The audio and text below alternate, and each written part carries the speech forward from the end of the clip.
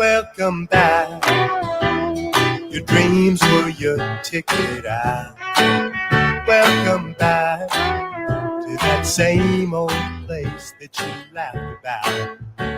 Well, the names have all changed since you hung around, but those dreams have remained and they've turned around. Who'd have thought they'd lead ya? Who'd have thought they'd lead ya? Back here where we need ya. Back here where we need ya. Yeah, we tease him a lot, 'cause we got him on the spot. Welcome back. Welcome back. Welcome back. Welcome back.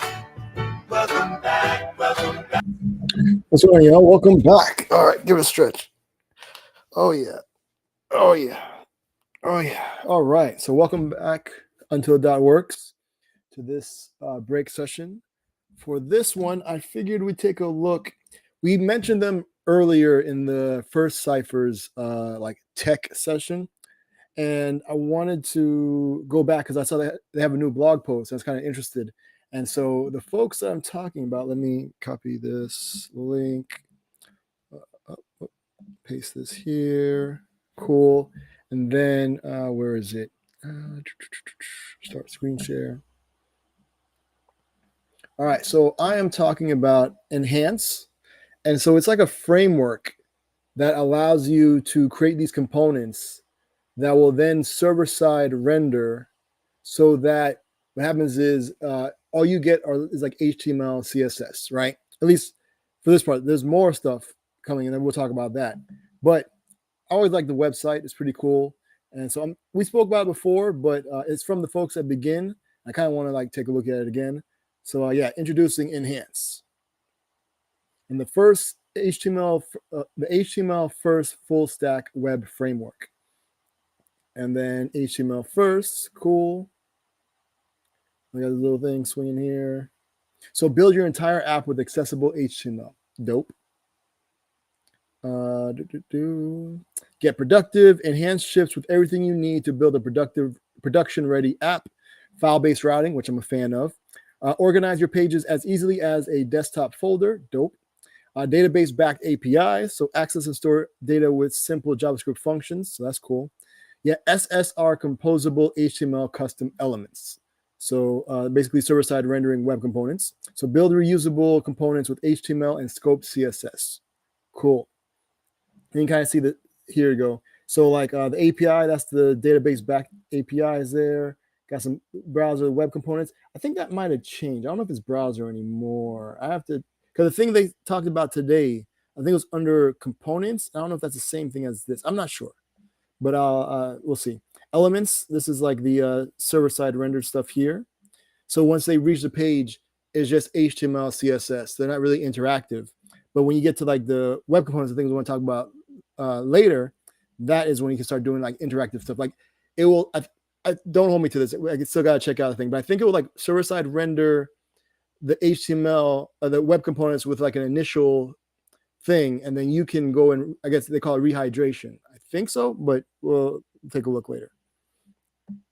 And then yeah, so web component progressive enhancement, add client-side interaction just where you need it. So I guess that's pretty much what kind of like I was saying. All right, and again, the file-based routing, which I'm a big fan of. All right, cool. And then see, no JavaScript required. I like that. That's pretty dope. And then it says, unless you want it. All right, so SSR web components. So that's a whole big thing there. And so build server rendered custom elements that seamlessly upgrade to interactive web components. So like I was saying, rehydration stuff. All right, progressive by design. Enhance makes the right way the easy way. Start with a version that works everywhere for everyone. Incrementally upgrade interactive elements from there. Dope. I think this thing slides down. Yeah. Yep. And then cool. Stable forever. That's a good pitch there. I like that. The web platform has what you need and never goes out of fashion. Word.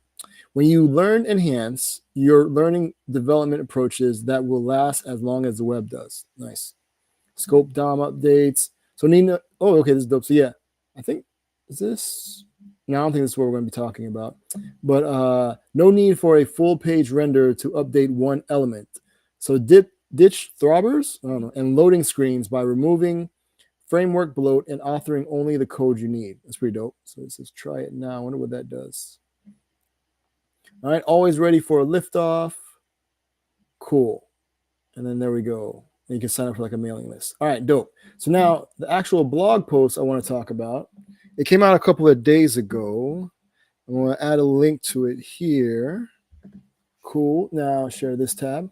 All right. So shouts to Simon McDonald and Island Architectures with Web Components. Dope.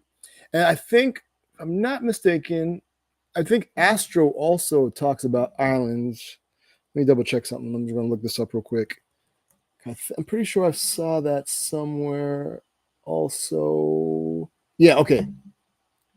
So on Astro, I'll add a link to this as well. See, they mention here Astro Islands, best in class performance. Islands optimize your website like no other web framework can. Leverage Astro's unique page load performance to improve conversion rates, core web vitals, and SEO. All right, so that's what they're talking about in Islands. Let's see what Enhanced is talking about. And Begin. Well, Begin, the overarching company. Let's see what they have to say about Islands. So here we go. All right. Cool. So again, shouts to Simon McDonald. And yeah, you see it just came out a few days ago. Today's the 14th. So yeah. All right. Like that. Islands. Nice. Okay. So island architecture is a concept first described by Katie Seiler Miller and later expanded upon by Jason Miller in his post here. Cool. All right. Island architecture, as described by Jason, involves server rendering HTML and then injecting placeholders or slots around highly dynamic regions. These regions, or islands, are initially rendered on the server and then upgraded to interactive components on the client side. So like I was saying before, you can basically hydrate them, rehydrates. I don't know if they say the term, but it's from when I read it before, it was like rehydration or hydration. Does that sound like any framework you know? So maybe like Astro, maybe referring to Astro, I don't know. By breaking down a web page into smaller, independently upgradable units, Island architecture achieves a balance between server-side rendering, SSR, and client-side interactivity. This method is akin to progressive enhancement, but with a focus on maintaining a clear separation between static and dynamic content. Yeah, because progressive enhancement is like get it working at a baseline, and then when browsers can support certain things, then you add that, but make it work, and then you can add like niceties to it if it's available to be used. So let's use the page you are currently reading as an example. So they have this header, interactive island, which is what? It's not this, right? Could this be the header? Or could this be the header? I think this might be the header and that whole thing there. And then we have the blog posts, which I'm assuming is like this whole thing here, static content. All right. And then we have the footer, which is static content. So down here is the footer. Cool. And then within the footer, this whole thing here, they have this right here, this made with. Oh, you saw that change? That's pretty okay. So yeah, so that's the interactivity part because it's cycling through. Dope. Now, so you can see that here. So yeah, that's that made with join.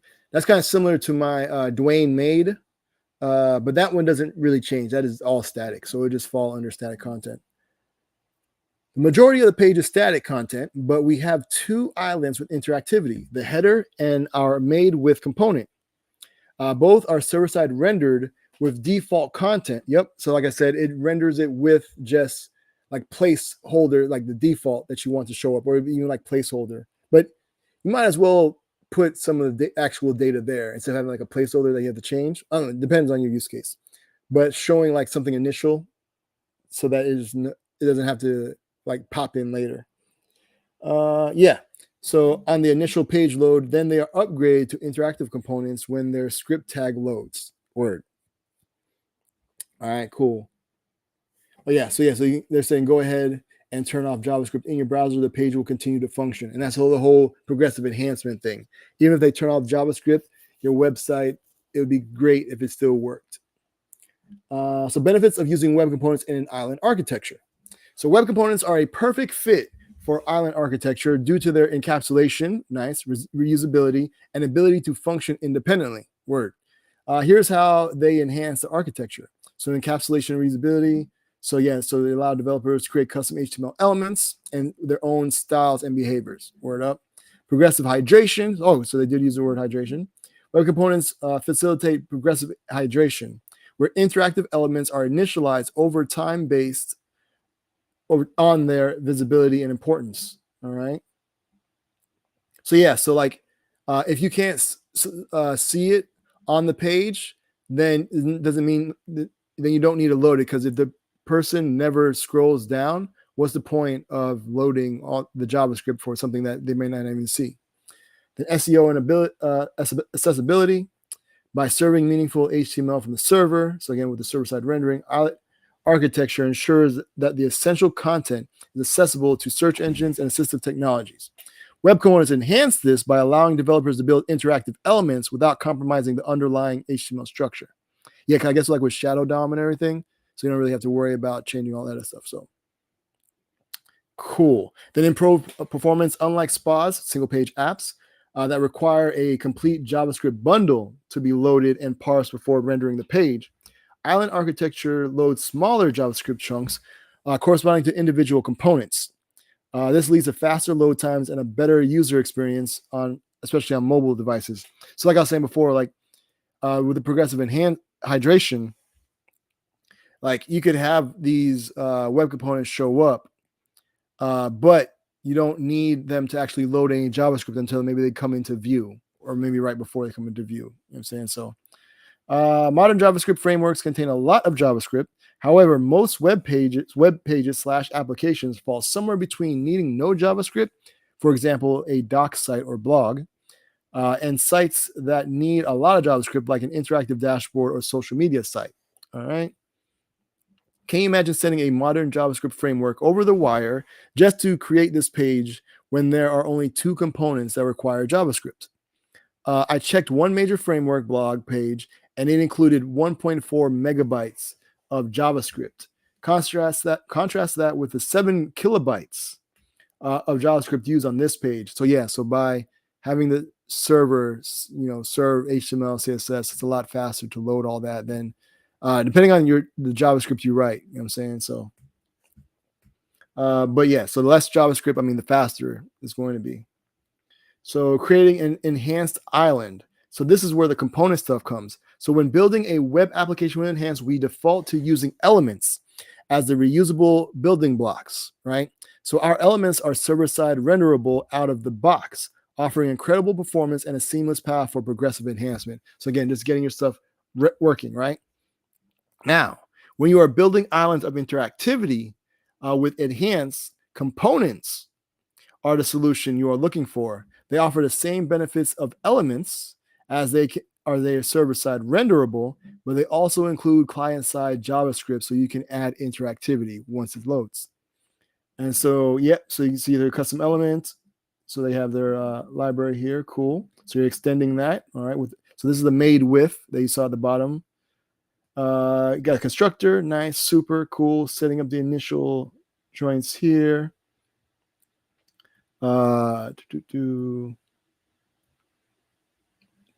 Swap this, swap bind this. So it's like swapping itself or something, I guess. Selected variant, no. And then we have the different variants here. Cool.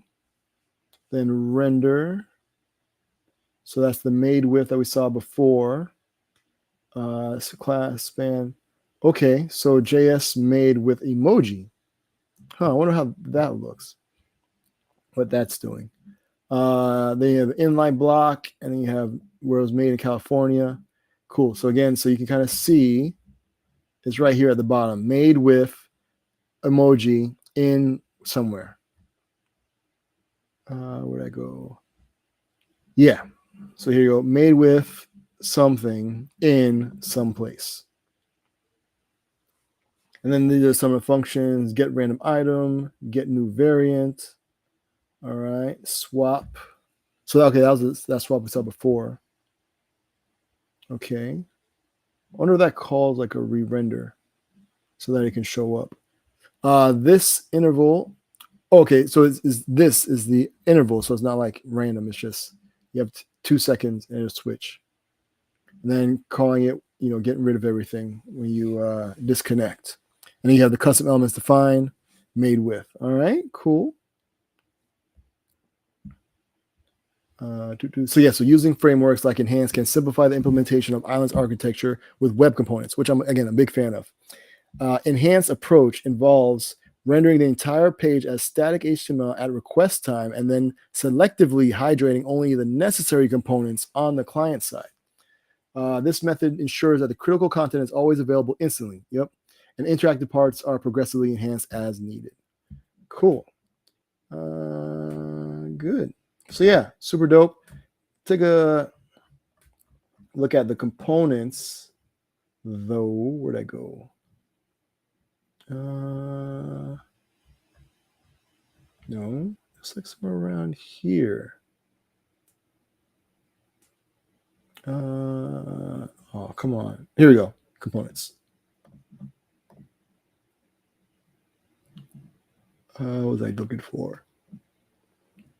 Okay, well, let me start this tab. And so we have components right here. Cool.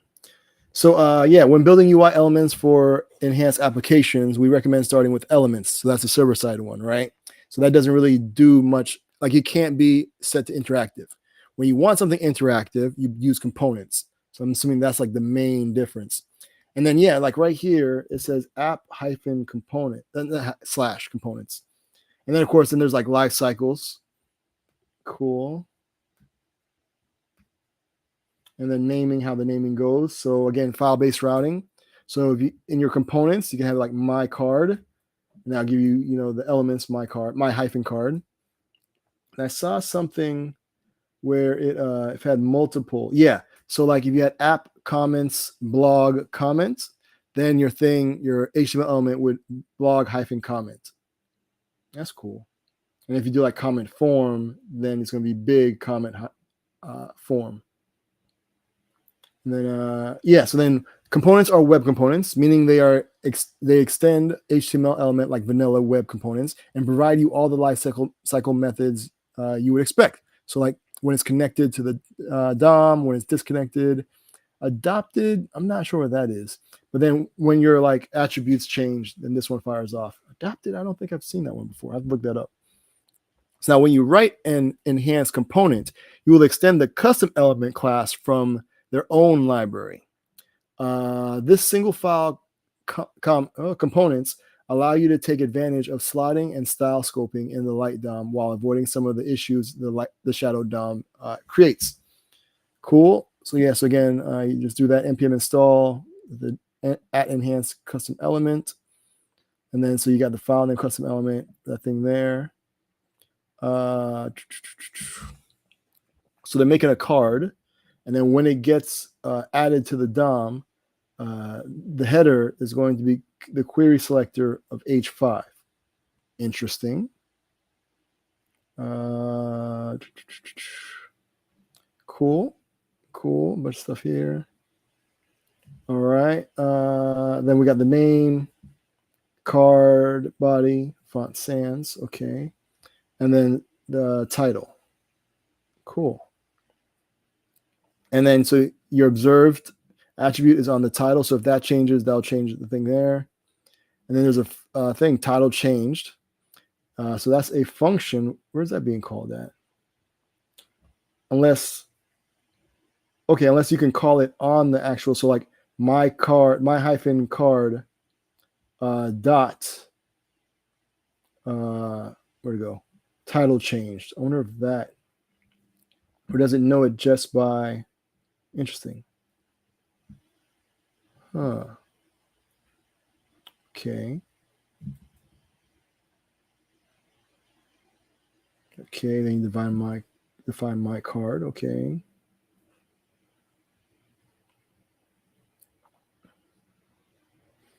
Okay. So when an enhanced component is server-side rendered, it is enhanced with an attribute to indicate that the slotting algorithm and style transform have already run. the attribute looks like this. I did notice this when I was looking around the page, that there's an enhanced star. The client-side code will look for this attribute and only run if your component hasn't been already been enhanced, thus avoiding the unnecessary render pass. Okay. If you're an existing enhanced element, you can always import it into your components. Okay. And use it as your render function. All right. Cool. And I got some more stuff about some changes. Cool. So yeah, so how the attribute should be set up and the change function. I wonder if anybody has a preference, let me know. All right, cool. Camel case attribute is no longer do not trigger changes in listeners. Okay, good to know. Oh, okay. So yeah, so making components available in the browser. Now that we have written a client-side component, we need to register it with the browser at runtime. To do this, we create a new folder that is a browser. So okay, this file will be used to import our components at runtime in order to make them available to the browser. Using my card component as an example of app/browser/index would look like this. Okay. This will create a new client-side bundle available at public browser index.mjs. You can use the file as a script tag source on any page in which you want to use the my card component. For example, got this here. All right, cool. DOM diffing, great. All right. Yeah, okay, cool. Looks like they got a lot of stuff here.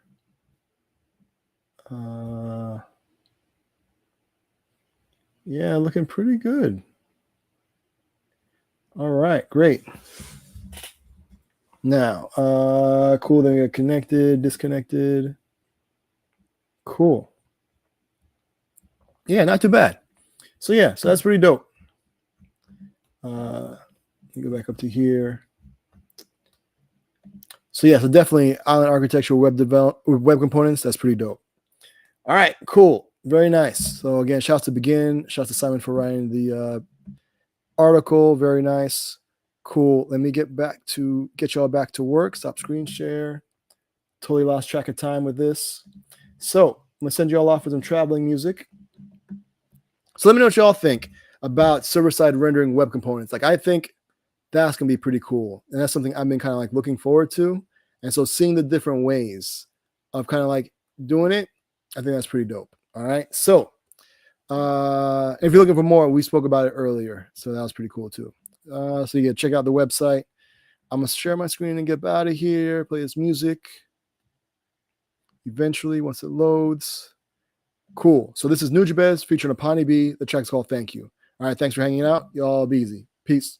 Let me start from the heart. I just want to stay. I thank all for showing up to me. I appreciate this unique opportunity. I'm gonna rock so hard you never stop supporting me. I'm gonna show you how music is more meaning to life. I thank you all for showing up to me. I appreciate this unique opportunity. I'm gonna rock so hard you never stop supporting me. I'm gonna show you how music is more meaning to life. But let me start from the heart. I just want to stay. I thank you all for showing up to me. I appreciate this unique opportunity. I'm gonna rock so hard you never stop supporting me. I'm gonna show you how music is more meaning to life. I thank you all for showing up to me. I appreciate this.